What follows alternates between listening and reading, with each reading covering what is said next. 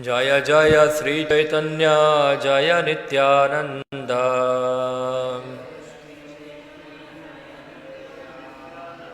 जय द्वैत चंद्र जय गौर भक्त वृंद।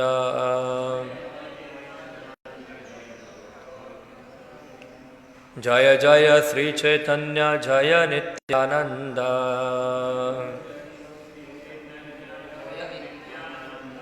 जय द्वैत चंद्र जय गौर भक्त वृंद।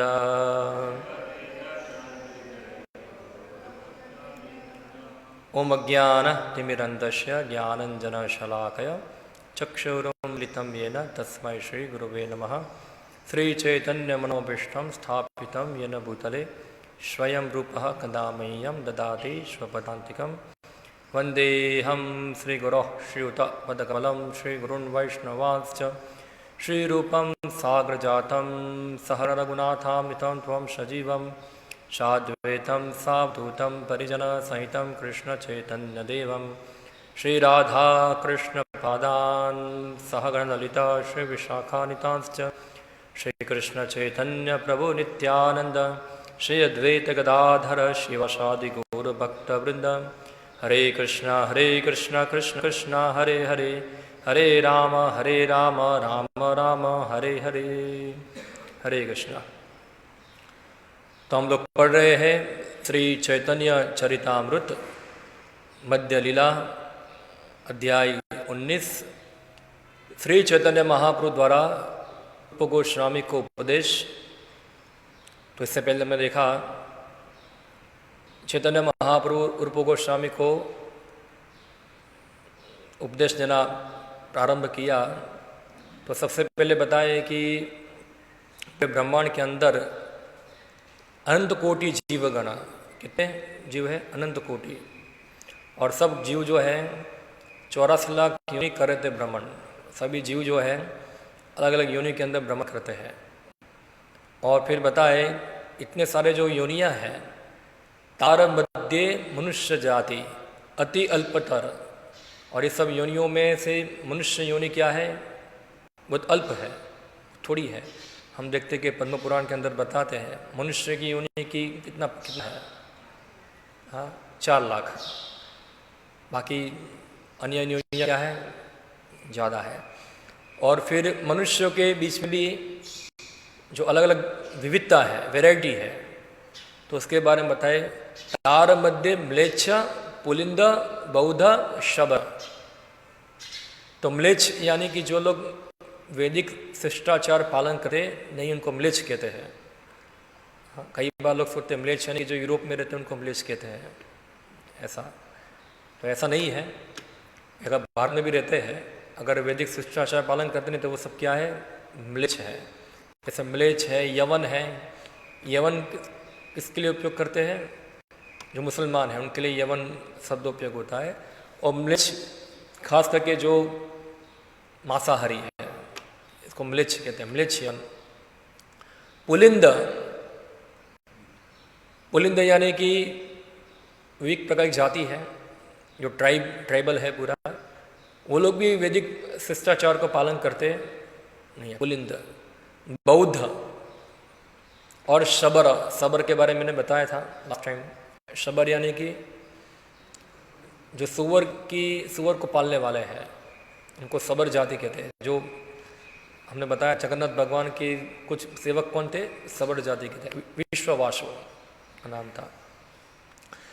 फिर आगे चैतन्य महाप्रभु बताते हैं, अभी ये तो लोग वेदों को नहीं मानते हैं, इसको पालन भी नहीं करते हैं।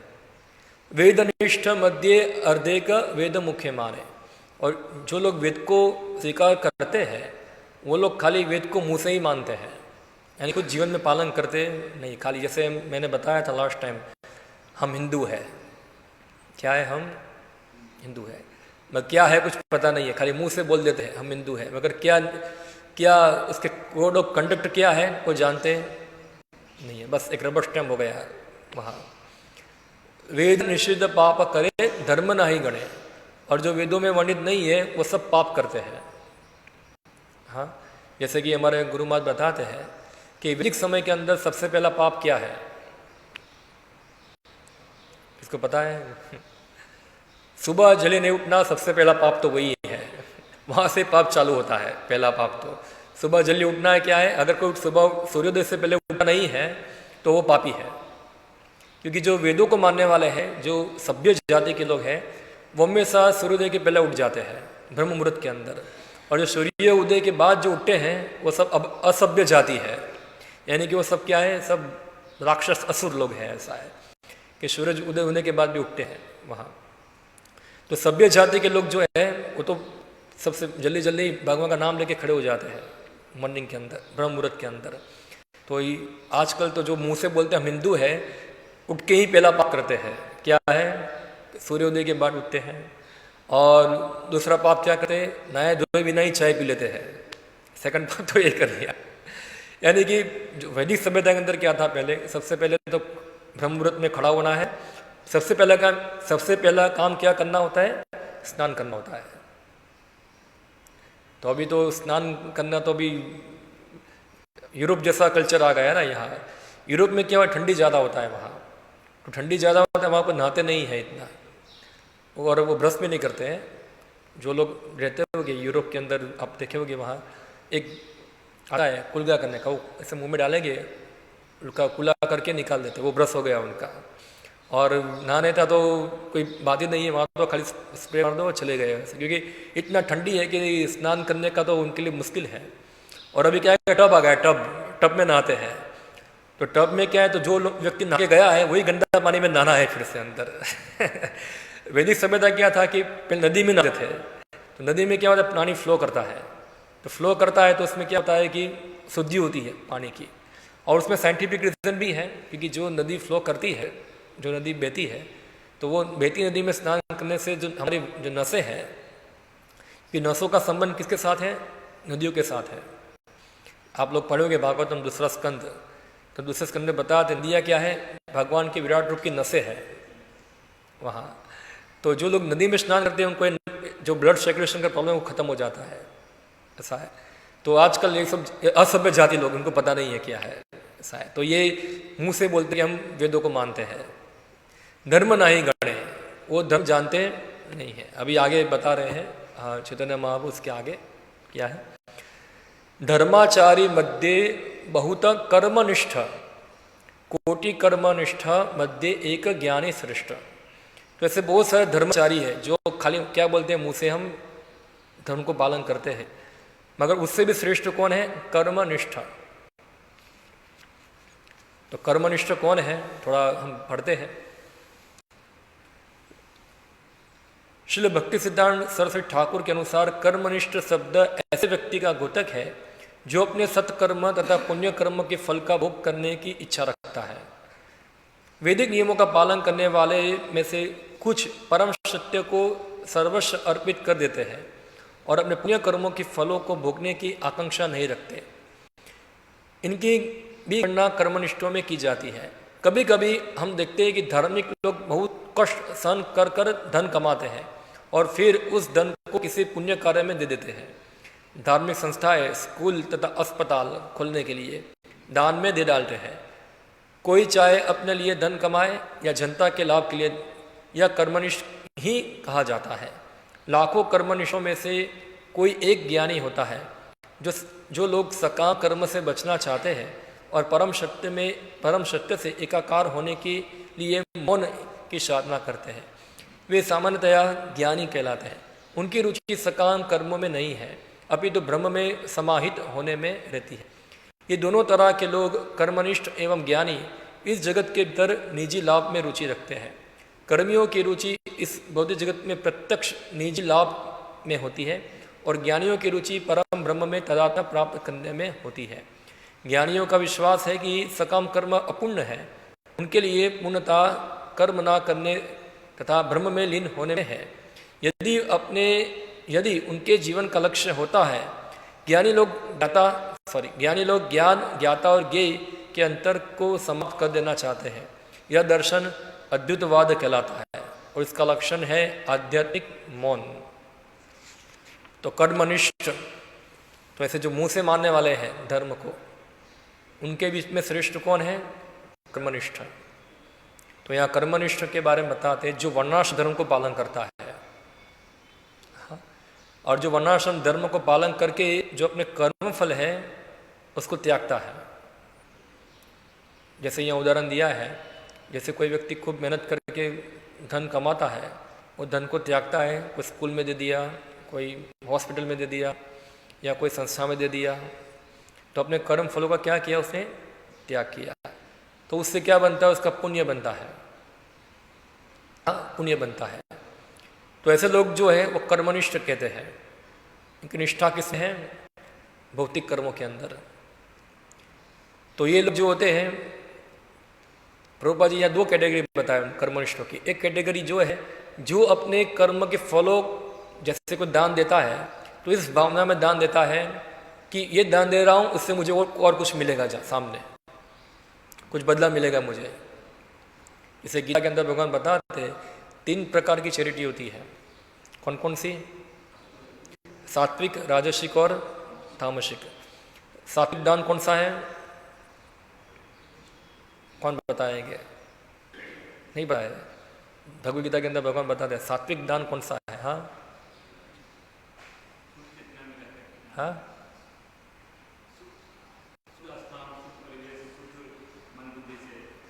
एग्जैक्ट जो है बताए। हाँ प्रभु जी,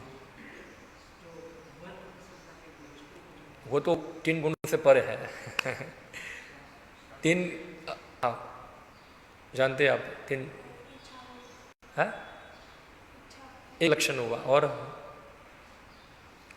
तो वो बताए, भगवान कितना बता दे, योग्य स्थान में, योग्य व्यक्ति को, योग्य समय पर इच्छा रहित दिया जाए, वो दान क्या है, सात्विक दान माना जाता है।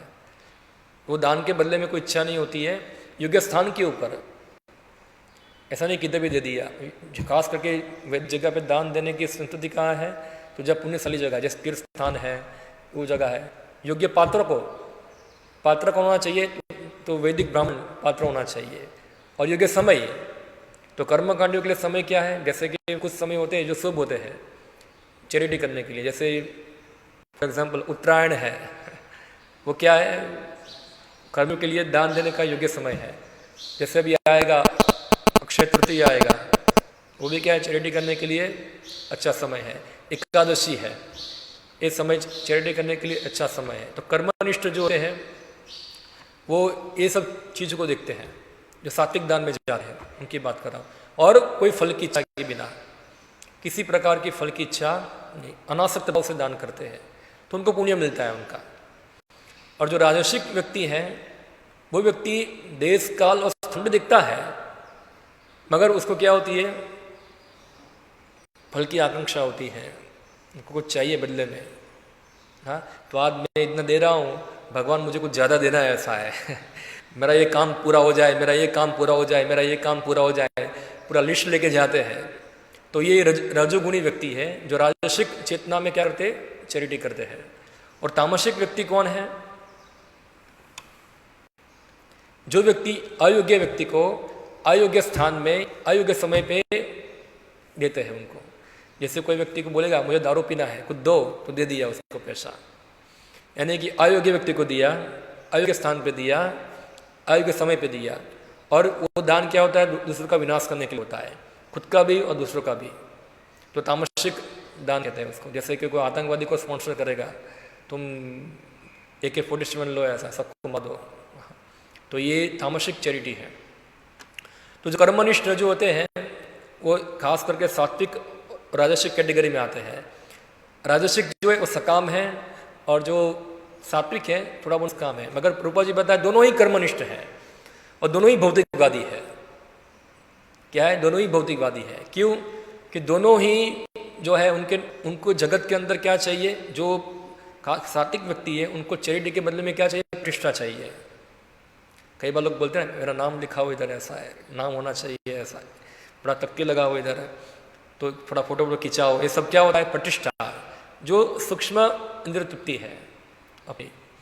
तो ये इस प्रकार जो व्यक्ति जो भौतिक जगत के अंदर ये सब चीज़ों से बंध जाता है, तो उनकी रुचि नहीं है मुक्ति के अंदर।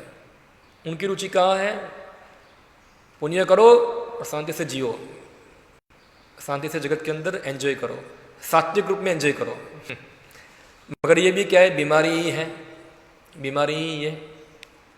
मगर जो लोग उससे और थोड़ा आगे बढ़े हुए हैं, जो कर्मनिष्ठ से आगे निकले, कर्मी से आगे है, वो है ज्ञानी। ज्ञानी वो लोग हैं जिन लोगों को ये भौतिक जगत का नेचर पता है कि सकाम कर्म करने से कभी कोई व्यक्ति सुखी होने वाला नहीं है। इसलिए वो क्या इच्छा करते, ब्रह्म के साथ यानी कि मुक्ति प्राप्त करके भगवान के साथ एक होना चाह रहे हैं, सायुज्य मुक्ति प्राप्त करना चाहते हैं। हाँ, तो जो प्रभुपाद जी बताते हैं, वो लोग क्या करते हैं, सब छोड़ देते हैं। और ये सब जैसे आप देखो जूनागढ़ के अंदर होते हैं सब बाबा सब होते हैं, तो सब ज्ञानी मायावादी सन्यासी मौन व्रत पालन करते हैं, जैसे जैन लोग हैं। हाँ, अब देखोगे सब लोग, तो ये सब ज्ञानी की कैटेगरी में आते हैं ऐसा। तो ये जगत के सकाम कर्मों से छूटना चाहते हैं, तो कर्मियों से श्रेष्ठ है बताए वहाँ। और जो ज्ञानी है उनमें प्रॉब्लम क्या होता है, वो ज्ञानी क्या सोचता है कि सब कुछ एक ही है, यानी कि ज्ञान, ज्ञाता और ज्ञेय तीनों चीज़ एक ही है। थोड़ा फिलोसॉफिकल चीज़ है ये, यानी कि कोई सेकंड व्यक्ति नहीं है, एक ही व्यक्ति है। ज्ञान भी मैं ही हूँ, ज्ञाता भी मैं ही हूँ और ज्ञेय भी मैं ही हूँ, यानी कि सब कुछ ब्रह्म ही है, दूसरा कोई चीज़ नहीं है। तो ये ज्ञानी है। तो आगे चैतन्य महाप्रभु बता रहे हैं, कोटि ज्ञानी मध्य हय एक जन मुक्त, कोटि मुक्त मध्य दुर्लभ एक कृष्ण भक्त। तो बताए ऐसे करोड़ों करोड़ों जो ज्ञानी है, उसमें से कोई वास्तव में इस जगत से मुक्त हो पाएगा, जो वास्तव में मुक्त हो गया है। और ऐसे हजारों जो मुक्त जीव है, उसमें से कोई एक दुर्लभ कृष्ण भक्त होगा। यानी कि चैतन्य महाप्रभु बताए अनंत कोटि जीव है, 84 लाख योनियाँ है, योनि में मानव योनियाँ है, मानव योनि में अलग अलग जातियाँ है, अलग जातियों में कर्मनिष्ठ है, कर्मनिष्ठ के बाद ज्ञाननिष्ठ है, इसमें से कोई मुक्त है और उसमें से कोई एक कृष्ण भक्त होगा। सोचो, कृष्ण भक्त आसान नहीं है, बहुत दुर्लभ है। तो यहाँ बताए इसके बारे में श्रीमद् भागवतम में 10:32 में कहा गया है कि ज्ञानी लोग अपने अल्प ज्ञान के कारण वास्तव में मुक्त नहीं होते, वे केवल सोचते हैं कि वे मुक्त हैं। ज्ञान की पूर्णता तब प्राप्त होती है जब कोई पुनः पुरुषोत्तम भगवान को जान लेता है। ब्रह्मेति परमात्मेति भगवानिति शब्दते। परम सत्य का वर्णन ब्रह्म परमात्मा तथा भगवान के नाम से किया जाता है। निराकार ब्रह्म तथा परमात्मा विषय ज्ञान तब तक अपूर्ण माना जाता है जब तक मनुष्य पुनः पुरुषोत्तम भगवान के ज्ञान के स्तर पर नहीं आता। इसलिए इस श्लोक में स्पष्ट कहा गया है, कोटि मुक्त मध्य दुर्लभ एक कृष्ण भक्त। जो लोग निराकार ब्रह्म या अंतर्यामी परमात्मा के ज्ञान की खोज करते हैं, वे निश्चित रूप से मुक्त माने जाते हैं, किंतु अपने अपूर्ण ज्ञान के कारण श्रीमद् भागवतम में उन्हें विमुक्त मानिना कहा जाता है। चूँकि उनका ज्ञान अधूरा होता है, इसलिए उनकी मुक्ति धारणा अपूर्ण होती है। पूर्ण ज्ञानी तभी संभव है जब पुनः पुरुषोत्तम भगवान को जान लिया जाता है। इसकी पुष्टि भगवद्गीता 5:29 में भगवान कृष्ण द्वारा होती है। भुक्ताराम एकतपसाम सर्वलौकिक महेश्वरम श्रुदम सर्वभूतानाम ज्ञात्वा माम शांतिं पृच्छति। पूर्णतया मेरी चेतना में स्थित व्यक्ति मुझे ही समस्त यज्ञ तथा तपों का चरम भुक्ता, समस्त लोकों का तथा देवताओं का परमेश्वर तथा समस्त जीवों का शुभचिंतक मानकर भौतिक कष्टों से शांति प्राप्त करता है। कर्मियों, ज्ञानियों तथा योगियों में खोज चल रहती है, किंतु अब जब तक यह खोज पूरी नहीं हो जाती तब तक किसी को शांति नहीं मिल सकती। इसलिए भगवद्गीता का कहना है, ज्ञात्वा माम शांति मृच्छति। मनुष्य को वास्तविक शांति केवल तभी प्राप्त होती है जब वह कृष्ण को जान लेता है। इसका वर्णन अगले श्लोक में हुआ है। तो आप बताइए, दुर्लभ कृष्ण भक्त, थोड़ा हम उसको समझेंगे। जैसे एक उदाहरण देता हूँ मैं आपको। जैसे रास्ते के ऊपर 100 रुपया पड़ा हुआ है, एक व्यक्ति के 100 रुपया देखा, क्या करेगा उसको? जो कर्मी होगा उसको जेब में डाल लेगा और उसको क्या करेगा? खर्च कर देगा। जो ज्ञानी होगा, 100 रुपया पड़ा होगा, हमको क्या है, उसको स्पर्श करना नहीं है, छोड़ दो, वो उसको टच भी नहीं करेगा। और जो भक्त होगा वो क्या करेगा? 100 रुपया जिसका होगा उसको लेगा, जिसका होगा उसको देके आ जाएगा वापस ढूंढ कर कि तुम्हारा पैसा है तुम रखो, यहाँ अभी 3 लोगों में से कौन श्रेष्ठ है? तो भक्त एक जो होता है वो पैसों को जेब में डालता है, एक होता है छोड़ दो हमको क्या पड़ी हुई है रखो इधर, ऐसा है, और एक क्या है जिसका है इसको देके आता है। तो उसी प्रकार से जो ये सृष्टि है ये भगवान की सृष्टि है। जो कर्मी होते हैं ये भगवान की संपत्ति को क्या करते हैं? चोरी करते हैं, चोरी करते हैं ना। ये सब किसका है? संपत्ति किसका है? हम बोले कि मेरा संपत्ति है, तुम्हारा कहा थोड़ा संपत्ति है, तुम थोड़ा लेख बनाया है तुमने, सब तो भगवान ने दिया है। मगर हम क्या सोचते हैं? मेरा संपत्ति है, खाली रबर स्टैंप लगा दिया, तुम्हारा नाम हो गया, साइन कर दिया, मेरा प्रॉपर्टी हो गया। संपत्ति किसका है? भगवान का है, और भगवान का ही रहने वाला है।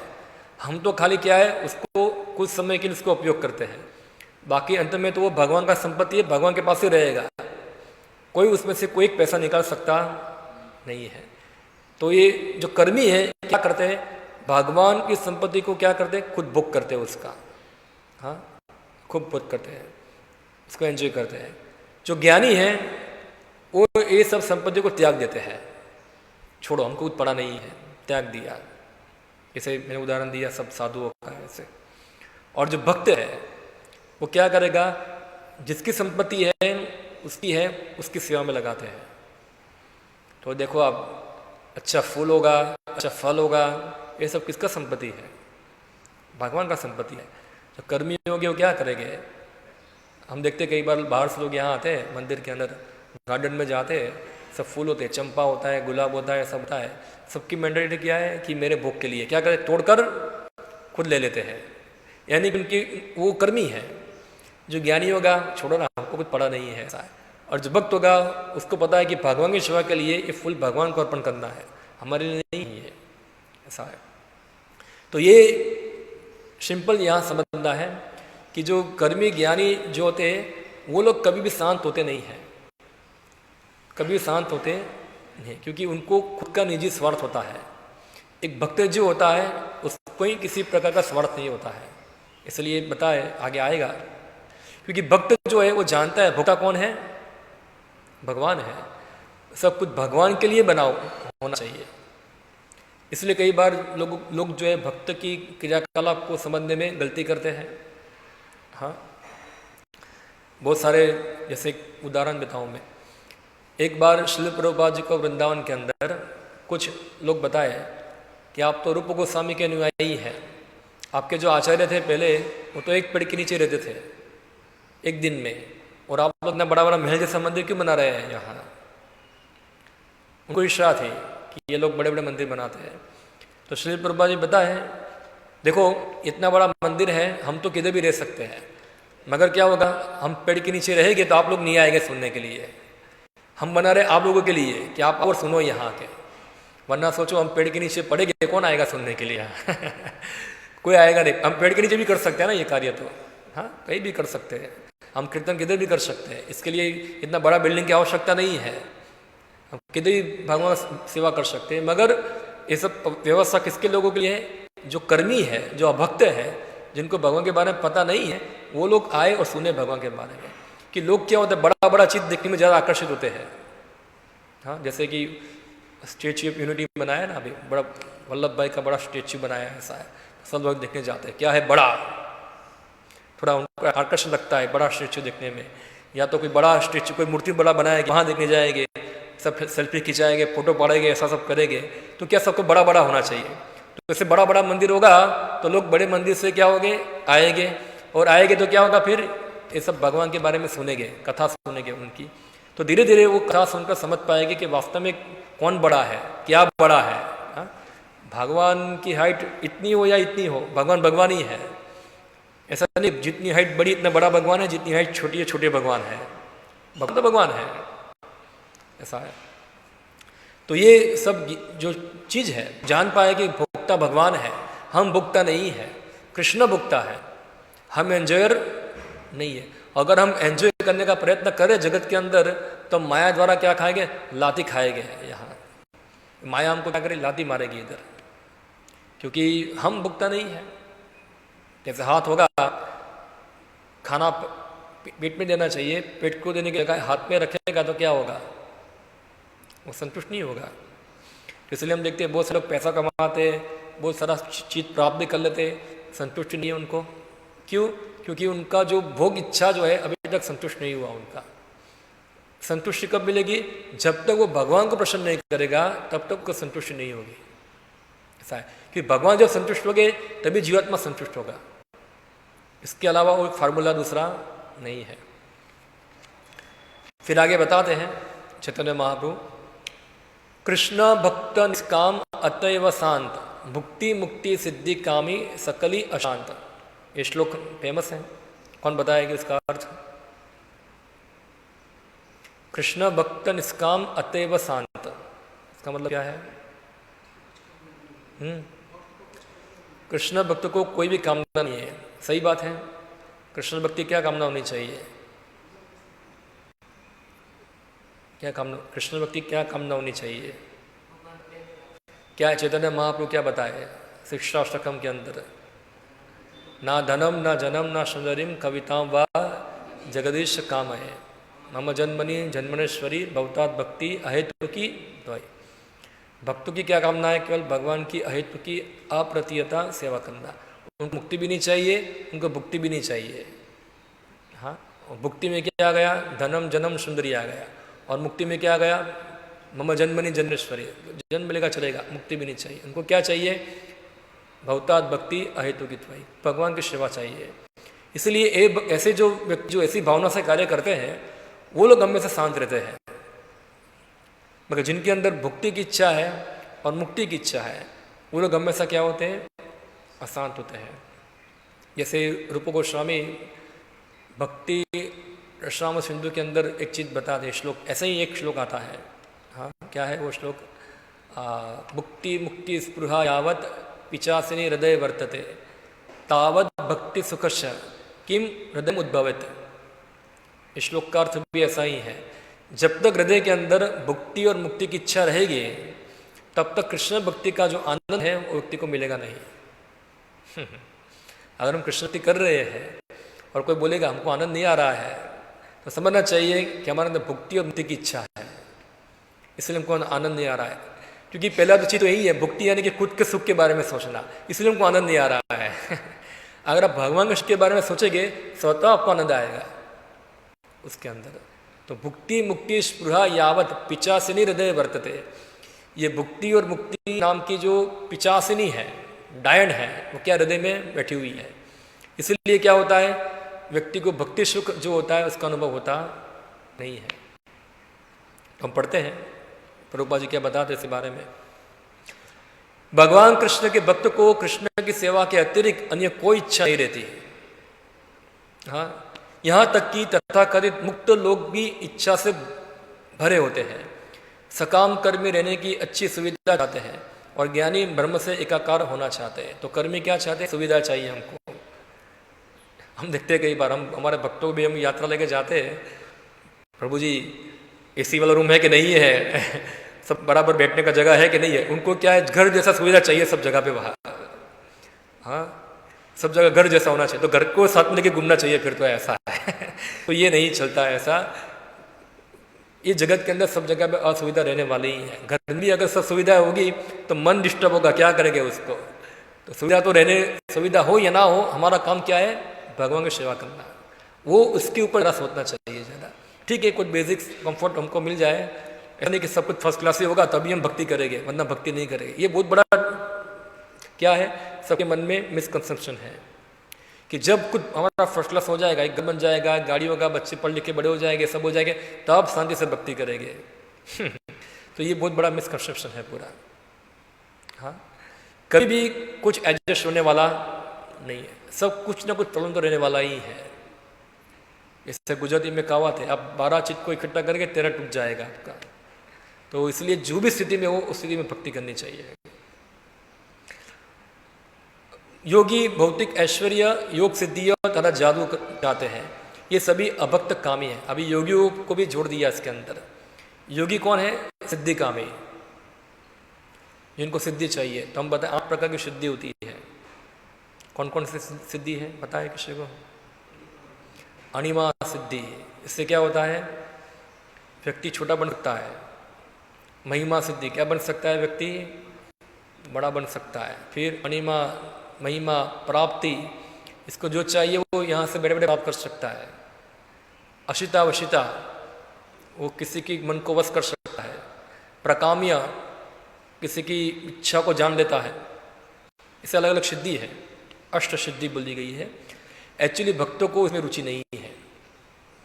जो अभक्त होते हैं ये सब सिद्धियों से बहुत लाल, उनका क्या होता है, प्रलोभन होता है। जैसे वो है ना बाबा पर्ची लिखता है ऐसा, हाँ भागेश्वर धाम पर्ची लिखता है ऐसे, उसके पास कोई सिद्धि है, कोई सिद्धि है।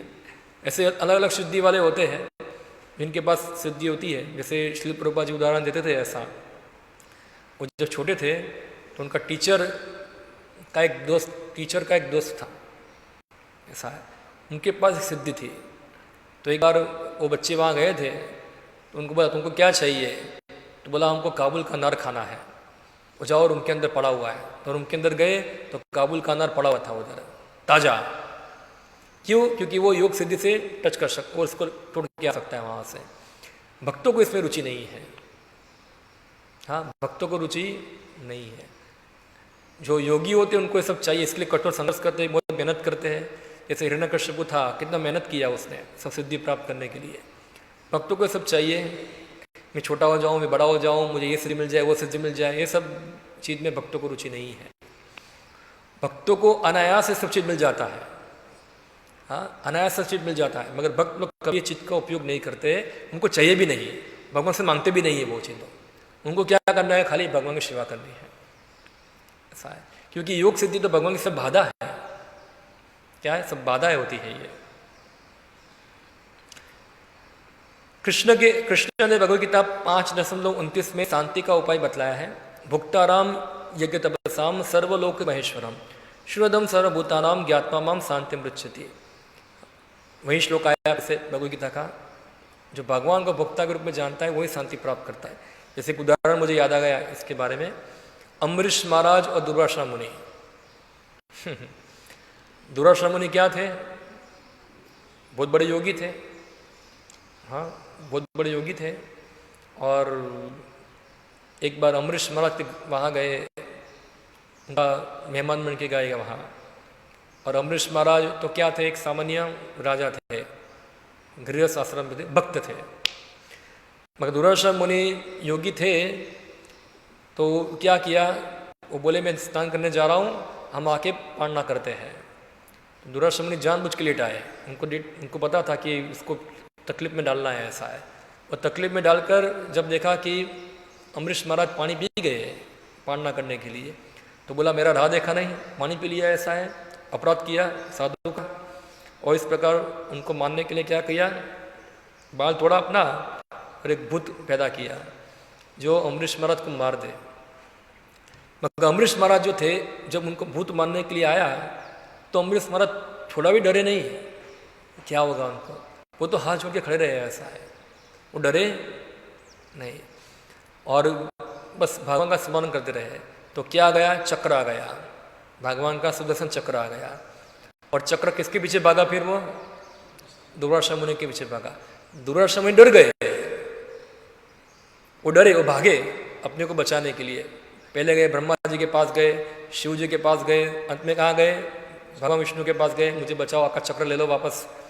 भगवान बोले मैं तो कुछ नहीं कर सकता, हम भक्त पराधीन, मैं तो भक्तों के अधीन हूँ, ऐसा है। तुम जाओ अम्बरीश महाराज के पास, अगर तुमको क्षमा करेंगे तभी चक्र चला जाएगा, वरना तो चक्र तुमको जला देगा, ऐसा है। फिर दुर्वासा मुनि वहाँ आए, अम्बरीश महाराज को प्रणाम किया, उनका अपराध का क्षमा याचना किया। फिर अम्बरीश महाराज ने स्तुति से चक्र को शांत कर दिया, ऐसा है। तो भक्त लोग क्या होते हैं? शांत, डिस्टर्ब नहीं होते हैं। उनको मानने के लिए भूत खड़ा किया, डिस्टर्ब नहीं हुए वो। उसी प्रकार प्रहलाद महाराज देखिए, उनके पिताजी ने उनको मानने के लिए कितना प्रयत्न किया। प्रहलाद महाराज क्या थे? डिस्टर्ब हुए इतना, ओ मेरे पिताजी मुझे मारेंगे, बचाओ बचाओ भागो, ऐसा है, ऐसा कर रहे थे। शांत बने रहे वो, एकदम शांत। जब भगवान नरसिंहदेव प्रकट हुए तो कौन डिस्टर्ब हुआ? हिरण्यकश्यप डिस्टर्ब हो गया पूरा, कौन है ये, कौन है, उसको मारो, ऐसा है, वो डिस्टर्ब हो गया। क्यों? क्योंकि वो भक्त नहीं था। तो भक्त होते हैं वो हमेशा शांत रहते हैं, उनको क्योंकि उनको कोई भौतिक इच्छा नहीं है, वो भगवान पे निर्भर है। तो यह बता, जो लोग जानते हैं कि सारे ब्रह्मांड में कृष्ण ही सब प्रकार के यज्ञ, व्रत तथा तप के सर्वोपरि भोक्ता है, जो कि सब केवल उनकी भक्ति प्राप्त करने के लिए ही संपन्न किए जाने चाहिए। जो यानी कि जो भक्त यज्ञ करेगा किसके लिए करेगा? कृष्ण के लिए। तप करेगा किसके लिए? कृष्ण के लिए। यज्ञ व्रत किसके करेगा? कृष्ण के लिए। उसकी इच्छा ये होगी, वो कृष्ण की प्रसन्नता के अलावा कुछ यज्ञ व्रत दान कुछ करेगा नहीं। जैसे हम भक्त लोग व्रत क्या करते हैं, हम लोग हमारे 2 व्रत होते हैं, 2 ही व्रत हैं। क्या है? एकादशी व्रत और भगवान का जो प्रागट्य होगा, कुछ जन्माष्टमी है, रामनवमी है, या गौर पूर्णिमा है, नरसिम्हा चतुर्दशी है, या कोई आचार्य का विभाव तिरुभाव है, तो हमारा यही व्रत है। हम अलग से कोई व्रत नहीं करते हैं। यानी कि हमारा व्रत का उद्देश्य क्या है? कृष्ण को संतुष्ट करना। हम तप तपस्या कुछ करेंगे। तप क्या है हमारे लिए? बहुत लोग होते हैं चल के जाते हैं, कच्छ में जाते हैं कच्छ में क्या है वो उधर मातानो मठ क्या है उधर, आशापुरा माँ, वहाँ जाते हैं। भक्त लोग नहीं जाते हैं, भक्त लोग द्वारका जाते हैं चल के। उसमें कुछ भक्त होते हैं, कुछ अभक्त भी होते हैं, मगर ठीक है भगवान के कम से कम जाते हैं। तो भक्त लोग तपस्या भी करेंगे कुछ, वो किसके लिए करेंगे? भगवान के लिए करेंगे, भगवान की सेवा के लिए करेंगे। हाँ, वो तपस्या है। भगवान सेवा की सेवा करना ही तपस्या है 4 नियम पालन करना है, क्या है? तपस्या नहीं है। हाँ, तो तप किसके लिए करेंगे? भगवान के लिए करेंगे। व्रत किसके लिए करेंगे? भगवान के लिए करेंगे। यज्ञ भी क्या करेंगे? भगवान के लिए करेंगे। जो ये जानता है कि कृष्ण ही परम पुरुष है और इस प्रकार सारे भौतिक लोक के मालिक है, और कृष्ण ही जीव के एकमात्र मित्र है, जो वास्तव में सारे जीवों के कल्याण कर सकते हैं। श्रोदम सर्वभूतानाम। जो कृष्ण के बारे में इन 3 सिद्धांतों को जानता है, वह तुरंत निष्काम बन जाता है और इस प्रकार शांत हो जाता है। कृष्ण भक्त जानता है कि कृष्ण सभी प्रकार से उसके मित्र तथा रक्षक है। अब ये भी जानना है हमको, हमारे सबसे अच्छे मित्र कौन है? कृष्ण ही है। देखो, मित्र के लिए 3 शब्द आया है शास्त्र में। एक मित्र है, एक बंधु है और एक सुहृद है। तीनों का अर्थ अलग अलग होता है। मित्र यानी कि फॉर्मल, ऐसा हाय हेलो वाला। बंधु यानी कि थोड़ा उसका संबंध होगा, और सुहृद यानी कि क्या होगा? भले ही आप उसको छोड़ दो, आपको नहीं छोड़ेगा। हमेशा वो आपके लिए क्या इच्छेगा? वो आपका वेल विशर होगा, आपका इच्छा ही चाहेगा उधर। उसको सुहृद कहते हैं इसको। तो यह भगवान क्या है? श्रुदम सर्वभूतानाम। वो सभी जीवों के क्या है? शुभेच्छक है। भले ही जीव भगवान को नकारते, भगवान उनको नकारते नहीं है, कृष्ण को। तो श्रुद, हाँ, जो अपने भक्त के लिए कुछ भी करने में समर्थ है, यानी कि भक्त के लिए कुछ भी कर सकते। मगर भक्त को क्या चाहिए? कुछ नहीं चाहिए, भक्त को कुछ नहीं चाहिए। मगर भगवान, अगर भक्त इच्छा करेगा तो भगवान उसके कुछ भी करने को तैयार है, मगर भक्त को चाहिए नहीं। जैसे भगवान ने अपने भक्त के लिए क्या कर दिया? अपना वचन भी तोड़ लिया ना। क्या वचन था उनका? महाभारत में क्या वचन लिया उन्होंने कुरुक्षेत्र के अंदर? हाँ, आप देखिए, एक तो रामलीला है, एक तो कृष्ण लीला है। राम भगवान ने अपने पिता का वचन पालन करने के लिए कहाँ चले गए? मन में गए कि मेरा पिता का वचन गलत नहीं होना चाहिए, और जो राम भगवान वचन देते हैं उसको पालन भी करते हैं। और यहाँ भगवान कृष्ण ने वचन दिया था किसको? कि मैं युद्ध के अंदर शस्त्र उठाऊंगा नहीं, मैं खाली साथी का काम करूंगा, ऐसा है। भीष्म पितामह ने क्या बोला कि अभी या तो कृष्ण भगवान शस्त्र उठा के अर्जुन को बचाए, या तो मैं अर्जुन को मार दूंगा। ये भीष्म पिता का वचन था। एक तरफ कृष्ण का वचन है शस्त्र न उठाने का, इस तरफ किसका वचन है? भीष्मदेव का, ये इसको अपना वचन तोड़ना पड़ेगा। तो भगवान ने क्या कर दिया? भीष्मदेव का वचन पालन करने के लिए अपना वचन तोड़ दिया क्यों? क्योंकि ये वचन पालन करने से 2 काम हो गए। भीष्मदेव का वचन पालन भी हो गया और अर्जुन का रक्षा भी हो गया। क्योंकि अर्जुन को ही वचन दिया था कि कुंती को वचन दिया था कि तुम्हारे 5 पुत्र हमेशा जीवित रहेंगे, मेरी जिम्मेदारी है, ऐसा है। तो ये दोनों काम कर दिए भगवान ने। भीष्म पिता का वचन भी रख दिया और अर्जुन का रक्षा भी कर लिया। तो विष्णु पिता माँ का वचन पालन कराने के लिए खुद का वचन तोड़ दिया। तो भगवान ने अपने वचन को महत्व दिया। तो ये रामलीला में, कृष्ण लीला में ये कॉन्ट्रास्ट थोड़ा दिखता है हमको। नो डाउट राम भगवान ही है और खास करके वचन पालन करने के लिए आए थे। उन्होंने अपनी पत्नी को त्याग दिया। क्यों? क्योंकि लोग राजा के ऊपर शंका कर रहे थे ऐसा। पर कृष्ण भगवान ने उदार रहे, थोड़ा उदार रहे वो उधर, क्योंकि भगवान पूर्ण पुरुषोत्तम रूप में आते हैं तो ये अपनी सर्वोपरिता दिखाते हैं। वो क्या है? क्योंकि वो भगवान जो है अपने भक्तों से इतने अटैच है, या कृष्ण लीला में बता दे इतने अटैच है वो, कि वो अटैचमेंट के कारण वो सब सदाचार नैतिकता सब तोड़ने को तैयार है वहाँ।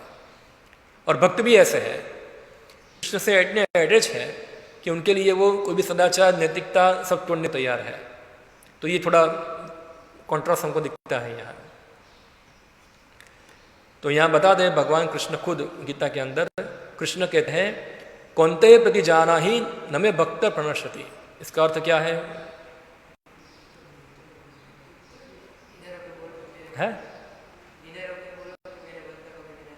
कौन्तेय प्रति जाना ही न मे भक्त प्रणश्यति। हे कौन्तेय, सबको बता दो मेरा भक्तों का कभी विनाश होता नहीं है। ये चीज भगवान अर्जुन को बोल रहे हैं बोलने के लिए, खुद नहीं बोल रहे हैं। क्यों? भगवान बोल सकते हैं ना कि मेरे भक्तों का विनाश नहीं होगा। भगवान अर्जुन को बोले तुम बोलो ऐसा है, क्योंकि भगवान बोलेगे तो क्या होगा, लोग विश्वास नहीं करेंगे ऐसा है कि कृष्ण भगवान तो घूम जाएंगे ऐसा है कभी भी। अगर अर्जुन बोलेगा तो भक्त बोल रहा है तो भक्तों का वचन पालन करने के लिए वो वचन पालेंगे ऐसा है। प्रभुपाद जी लिखते हैं गीता के अंदर बताए, हे कुंती पुत्र तुम निडर होकर घोषित कर दो कि मेरे भक्तों का कभी विनाश को प्राप्त नहीं होता। चूंकि ये आश्वासन कृष्ण दे रहे हैं, अतः कृष्ण भक्त कृष्ण में वास करता है और उसे अपने निजी लाभ की कोई इच्छा नहीं है। भक्त के लिए कल्याणकारी भगवान श्री कृष्ण स्वयं आधार है। भला भक्त अपने लिए किसी अच्छी वस्तु की कामना क्यों करने लगा? क्यों करेगा अच्छी कामना? उसको क्या चाहिए? उसको भगवान मिल गए तो सब मिल गया, उसको क्या चाहिए उसको? और उसका एकमात्र कार्य होता है यथासंभव भगवान की सेवा करना और उन्हें प्रसन्न करना। कृष्ण भक्त को अपने खुद के लाभ की कोई इच्छा नहीं रहती। वह भगवान द्वारा पूरी तरह से रक्षित होता है। अवश्य रक्षिबे कृष्ण विश्वास पालना। भक्ति ठाकुर कहते हैं कि वह निष्काम है, क्योंकि कृष्ण हर अवस्था में उनकी रक्षा करेंगे। ऐसा नहीं है कि वह कृष्ण से किसी प्रकार की सहायता की आशा रखता है। वह तो कृष्ण पर उसी तरह आश्रित रहता है जिस तरह एक शिशु अपने माता पिता पर आश्रित रहता है। एक छोटा बच्चा होगा, बहुत छोटा बच्चा होगा, 1 साल का भी नहीं, 3-4 महीने का बच्चा होगा, उसको क्या चाहिए क्या नहीं चाहिए, कौन किसके ऊपर डिपेंड है? वो पूरी तरह से माता पिता पर डिपेंड है। ऐसा भक्त भी जो है भगवान के ऊपर डिपेंड है। वो डिमांड नहीं करते हमको चाहिए, भगवान की जो इच्छा होगी देंगे। ऐसा है, हमको जो आवश्यकता है वो हमको प्रदान करेंगे। शिशु यह नहीं जानता कि वह अपने माता पिता से किस तरह से सेवा प्राप्त करे, किंतु तो भी उसकी सभी प्रकार से रक्षा की जाती है। उसे ही निष्काम कहते हैं। यद्यपि सारे कर्मी ज्ञानी तथा योगी विविध कार्यों द्वारा अपनी इच्छाएं पूरी करते हैं, फिर भी वे कभी तुष्ट नहीं होते। एक कर्मी $10 लाख कमाने के लिए कठोर परिश्रम कर सकता है, किंतु जो ही उसे $10 लाख मिल जाते हैं वह दूसरे $10 लाख की इच्छा करने लगता है।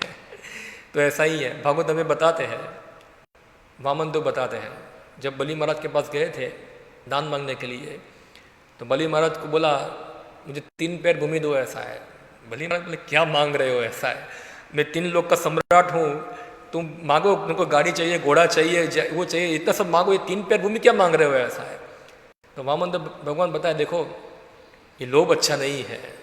मैं तुम्हारे पास कभी इतना मांगूंगा कि मेरी इच्छा होगी इतना प्राप्त करने की, इतना प्राप्त करने की, इतना प्राप्त करने की, तो क्या होगा? मेरी इच्छा होगी पूरा तुम्हारा राज्य लेने की हो जाएगी। ऐसा है। इसलिए हम तो संतुष्ट है, 3 पैर भूमि ही चाहिए। ऐसा है।